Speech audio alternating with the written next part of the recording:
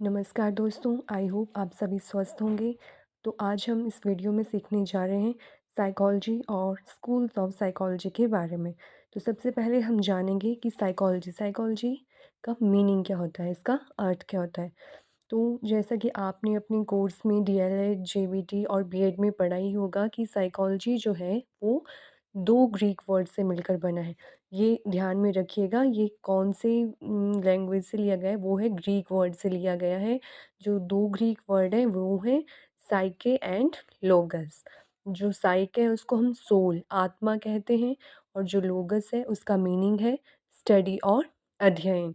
तो इस प्रकार साइकोलॉजी का जो अर्थ हुआ, पहले जो है साइकोलॉजी को आत्मा का अध्ययन कहा जाता था। इसमें जो फर्स्ट में है, जैसे है मैंने यहाँ पे लिखा है सोल, तो इसको जो है आत्मा का, इसमें आत्मा का अध्ययन किया जाता था। तो ये किसने कहा था? ये हमारे जो एरिस्टोटल और प्लेटो थे, उन्होंने इस बात को कहा था। फिर सबसे पहले तो हमने पढ़ा कि जो साइकोलॉजी थी उसमें आत्मा का अध्ययन किया जाता था, लेकिन टाइम के साथ जो है ये शिफ्ट हुआ आत्मा से माइंड की तरफ। तो जो माइंड का अध्ययन है वो कहा था हमारे जॉन लॉक ने। इन्होंने कहा था कि जो एक बच्चा होता है, एक चाइल्ड होता है, उसका माइंड जो है टैबुला रासा की तरह होता है। टैबुला रासा मीन जैसे एक ब्लैंक स्लेट की तरह होता है। उसको हम जो कुछ भी सिखाते, पढ़ाते, लिखाते हैं वो वैसे ही फ़िल अप होता चलता है। और फिर माइंड के बाद जो है ये शिफ्ट हुआ कॉन्शियसनेस की तरफ। कॉन्शियसनेस मतलब चेतना का अध्ययन। उसके बाद इसको कहा गया बिहेवियर, स्टडी ऑफ बिहेवियर। जो एट प्रेजेंट टाइम में भी जो हम साइकोलॉजी है उसको क्या कहते हैं? स्टडी ऑफ बिहेवियर, अर्थात हमारे व्यवहार का अध्ययन, मानव व्यवहार का अध्ययन। और ये टर्म जो थी बिहेवियरिज्म और बिहेवियर, ये दी थी वॉटसन ने, जेबी वॉटसन ने। तो ये इम्पॉर्टेंट टर्म है, मैक्सिमम टाइम हमारे टेट सी टेट में पूछा गया क्वेश्चन है, तो आप इसको नोट डाउन कर लीजिएगा। जो बिहेवियरिज्म की बात कही थी, साइकोलॉजी को मानव व्यवहार का विज्ञान कहा था जेबी वॉटसन ने। इसमें एक कोटेशन है, first psychology lost its soul, then its mind, then it lost its consciousness, it still has behaviour of sort. तो ये वही बात कवर की जो हमने ऊपर पढ़ी कि first psychology lost its soul, कि जो साइकोलॉजी है इसने सबसे पहले अपनी आत्मा को खोया, उसके बाद देन इट्स माइंड, मन को, then it lost its consciousness, और उसके बाद जो है चेतना को। और प्रेजेंट में जो क्या है, ये बिहेवियर का अध्ययन है। तो ये जो डेफिनेशन है, कोटेशन है, ये कही थी वर्ड्सवर्थ ने। तो ये भी इम्पॉर्टेंट है, जो हमारी एग्ज़ाम्स होते हैं उनमें ये एज इट इज़ पूछ ली जाती है। आपको 4 ऑप्शंस दिए जाएंगे कि इनमें से ये कोटेशन किसने दी है, तो आपने इसको ध्यान में रखना है। ये कोटेशन दी है हमें वर्ड्सवर्थ ने। तो नेक्स्ट जो हम इसमें टॉपिक कवर करेंगे वो है स्कूल्स ऑफ साइकोलॉजी। इसमें हमने 8 प्रकार के स्कूल्स ऑफ साइकोलॉजी को हम पढ़ेंगे, जिसमें हमारा फर्स्ट वन है structuralism, functionalism, psychoanalysis, behaviourism, gestaltism, cognitism, humanism और हॉर्मिक। तो जो फर्स्ट वन है वो है हमारा स्ट्रक्चरलिज्म, जिसको हम हिंदी में कहते हैं संरचनावाद। जो हमारा संरचनावाद है उसके जो फादर हैं या फाउंडर हैं वो हैं विलियम वुंट। विलियम वुंट को जो है स्ट्रक्चरलिज्म, संरचनावाद का फादर कहा जाता है। इन्होंने ये जो है इसमें इंट्रोस्पेक्शन मेथड था, मतलब इसमें अंतर्दार्शनिक, इंट्रोस्पेक्शन को हम हिंदी में कहते हैं अंतर्दार्शनिक जो विधि थी, उसका यूज़ किया जाता था कॉन्शियसनेस को पढ़ने के लिए। किसमें? स्ट्रक्चरलिज्म में। इसमें क्या है, प्री एग्जिस्टिंग जो स्ट्रक्चर्स होते थे, पहले से सेट जो स्ट्रक्चर्स होते थे, उनको देखकर जो है ब्रेन कैसे रिस्पॉन्स करता है उस चीज़ के बारे में बताया गया है। और फादर ऑफ साइकोलॉजी भी जो है हम विलियम वुंट को कहते हैं। विलियम वुंट जो है स्ट्रक्चरलिज्म के साथ साथ जो है फादर ऑफ साइकोलॉजी भी हैं। इन्होंने जो है फर्स्ट लेबॉर्ट्री खोली थी 1879 में जर्मनी के लिप्जिंग में। कहाँ खोली थी? जर्मनी में। जर्मनी में जो जगह है लिप्जिंग में, फर्स्ट लेबॉर्ट्री। और इनको जो है फादर ऑफ एक्सपेरिमेंट भी कहा जाता है। विलियम वुंड को ही फादर ऑफ एक्सपेरिमेंट भी कहा जाता है। और जो इंडिया में खोली गई थी वो कोलकाता में है, जो 1916 में खोली गई थी। और उसके बाद है हमारा साइको एनालिसिस। जो साइको एनालिसिस है उसको हम कहते हैं मनोविश्लेषणवाद। मनोविश्लेषणवाद और इसमें प्रकारवाद जो फंक्शनलिज्म है उसमें मैं आपको एक बात बताना भूल गई। अच्छा, अभी हमने फंक्शनलिज्म कवर नहीं किया, तो पहले हम फंक्शनलिज्म के बारे में पढ़ते हैं। फंक्शनलिज्म को हम कहते हैं प्रकारवाद, और इसके फादर हैं विलियम जेम्स। इन्होंने एक बुक लिखी थी, प्रिंसिपल्स ऑफ साइकोलॉजी, अर्थात मनोविज्ञान के सिद्धांत। उसमें इन्होंने बताया था कि ब्रेन कैसे फंक्शन करता है, ब्रेन के फंक्शनिंग की बात कही थी कि ये किस तरह से रिएक्ट करेगा। उसके बाद है हमारी साइको एनालिसिस, जिसको हिंदी में कहते हैं मनोविश्लेषणवाद। और आप सभी जानते हैं मनोविश्लेषणवाद साइको एनालिसिस की जो थ्योरी है वो दी थी हमें सिगमंड फ्राइड ने। ये एक न्यूरोलॉजिस्ट थे और इन्होंने जो है दिमाग के 3 पार्ट या 3 अवस्थाएं बताई थी।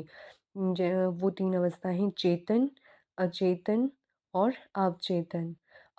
इसमें जो मेन है या जिसका हम यूज़ कर रहे हैं वो मैक्सिमम जो यूज़ में होती है वो अचेतन, अनकॉन्शियसनेस। मतलब यही हमें सब बताता है।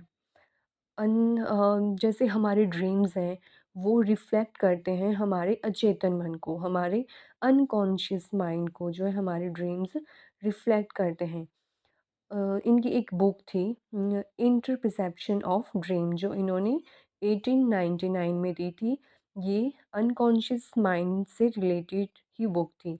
उसके बाद आता है बिहेवियरिज्म, जिसको कहते हैं व्यवहारवाद। और मैंने आपको ऊपर भी बताया था कि ये इम्पॉर्टेंट है कि इसमें पूछा जाता है मैक्सिमम टाइम कि मनोविज्ञान को मानव व्यवहार का किसने कहा था, मानव व्यवहार का अध्ययन किसने कहा था? तो ये कहा था हमारे जेवी वाटसन ने। इनका जो पूरा नाम है वो है जॉन रॉडस वाटसन, और ये बात इन्होंने 1912 में कही थी। ये कहते हैं कि बिहेवियर जो है वो सीखा जाता है और बिहेवियर ही सब कुछ होता है। मतलब इन्होंने जीन्स की जो इम्पोर्टेंस है, वैल्यूज़ को डिक्लाइन कर दिया था। ये कहते हैं कि जैसे मदर फादर हैं, अगर वो किसी के माता-पिता हैं, वो टीचर हैं, बहुत ही इंटेलिजेंट हैं, तो उनकी इंटेलिजेंस का उनके बच्चों पर कोई इफ़ेक्ट नहीं पड़ेगा। मतलब उन्होंने जीन्स को माना ही नहीं, उन्होंने सिर्फ़ बिहेवियर को माना, और बिहेवियर भी उन्होंने कहा कि बिहेवियर बच्चे को सिखाया जाता है। उन्होंने एक बच्चा है एल्बर्ट, 11 साल का बच्चा था, उसके ऊपर एक्सपेरिमेंट किया था। और उन्होंने एक्सपेरिमेंट किया था जिसके कारण जो है वो बच्चा क्या था, सॉफ्ट टॉयज़ से डरता था। मतलब उसको ऐसे ही ट्रीट किया कि सॉफ्ट बॉय से वो बच्चा डरे। तो उन्होंने कहा कि जैसे सॉफ्ट बॉय से बच्चा नेचुरली, अब हम किसी बच्चे को जो है सॉफ्ट टॉय देंगे तो वो नहीं डरेगा। लेकिन उन्होंने उस बच्चे को उसी तरह से सिखाया, जैसे जब भी उसके पास वो सॉफ्ट टॉय देते थे तो वो डरावनी सी आवाज़ें निकालता था। तो फिर बच्चे के माइंड में वो बात स्ट्राइक कर गई कि जो सॉफ्ट टॉय होते हैं वो अच्छे नहीं होते हैं, और वो उन सॉफ्ट टॉय से डरने लगा। 1926 में जो है वॉटसन ने कहा था, "अ, आप मुझे 1 दर्जन बच्चे दे दो और मैं उन्हें कुछ भी बना सकता हूँ।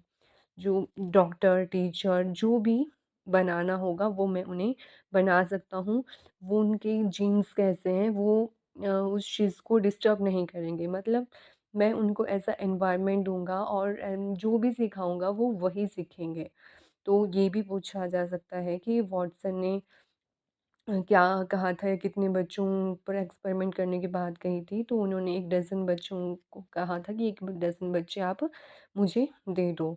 उसके बाद आता है गेस्टलिज़्म।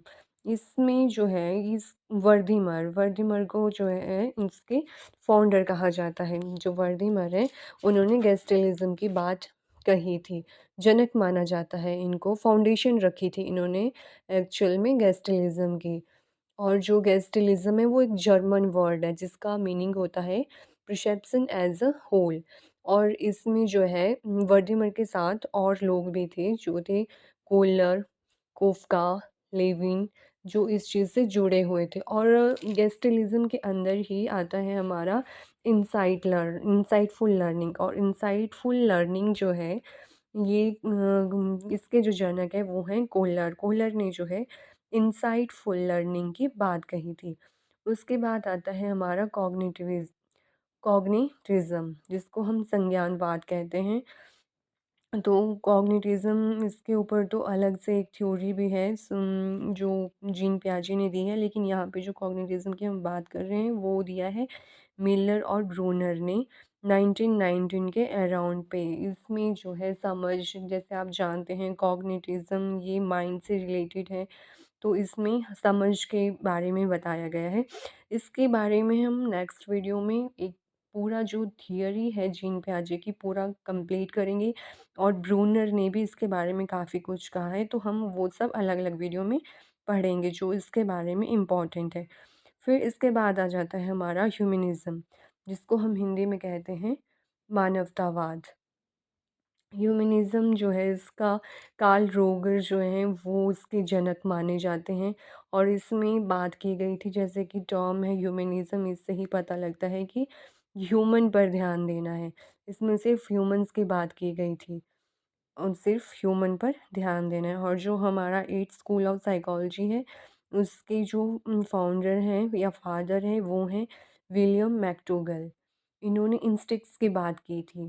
ये इनका कहना था कि जैसे सर्टेन पैटर्न होते हैं बिहेवियर के, जिन्हें हम सीखते नहीं हैं, जो जन्म से ही होते हैं। और मतलब इंस्टिक्ट कुछ चीज़ें हैं जो हमने कभी सीखी ही नहीं, लेकिन हमें पता है कैसे रिएक्ट करना है। जैसे खाने को देखकर हमें भूख लगती है, तो हमें सिखाया नहीं गया है कि खाना है, इसको देखकर भूख लगेगी। वो नेचुरली एक प्रोसेस है जो जन्म के साथ हमारे हम में आ गया है। तो हॉर्मिक में जो है इंस्टिक्ट्स की बात की गई है। और इसमें जो है इन्होंने विलियम मैक्डोगल ने जो है 14 प्रकार के इंस्टिक्ट दिए थे, जो मेन है इसमें। इसके बारे में वैसे इतना पूछा नहीं जाता है, लेकिन आपने ये याद रखना है कि ये विलियम मैक्डोगल ने दिया है। तो आज हमने साइकोलॉजी ये कहाँ से आया है, ग्रीक वर्ड से बना है, जो 2 ग्रीक वर्ड्स थे। फिर पहले इसको क्या कहा जाता था और प्रेज़ेंट में जैसे बिहेवियर, मानव व्यवहार का अध्ययन ही मनोविज्ञान कहलाता है। फिर उसके बाद हमने इसके स्कूल ऑफ साइकोलॉजी में 8 प्रकार के स्कूल्स के बारे में डिस्कस किया। तो आई होप आप लोगों को अंडरस्टैंड हुआ होगा। अगर कुछ इस चीज़ टॉपिक से रिलेटेड आपका कोई डाउट होगा तो आप कमेंट बॉक्स में मुझे मैसेज कर सकते हैं। मैं पूरी कोशिश करूँगी आपका जो भी डाउट होगा उसको क्लियर कर पाऊँ। और आई होप ये वीडियो जो है आपके लिए काफ़ी हेल्पफुल रहेगी। मैंने जो है साइकोलॉजी में मैंने सीटेट पास किया था। मेरे इसमें खुद के 27 मार्क्स हैं और मैंने जो नोट्स बनाए थे मैं उन्हीं में से आपको पढ़ा रही हूँ। तो मैं यही चाहूँगी कि आप लोगों का भी अच्छे से क्लियर हो, सिर्फ सीटेट में नहीं, जो भी हमारे स्टेट्स में अलग-अलग टेट के एग्ज़ाम होते हैं, आपको ये वीडियो उनमें भी हेल्पफुल रहे। और मैं इसके आगे के जो भी टॉपिक हैं, उनको भी क्लियर करने की पूरी कोशिश करूँगी। तो आप लोग जुड़े रहें और जितना हो सके इस वीडियो को शेयर करें और अपने दोस्तों को बताएँ, क्योंकि देखिए आप किसी दूसरे के साथ शेयर कर सकते हैं। अगर पढ़ना होगा तो वो खुद ओपन करेगा। मेहनत सबकी अपनी-अपनी होगी, तो प्लीज़ शेयर करने से ना रुकें। Okay, bye, good luck.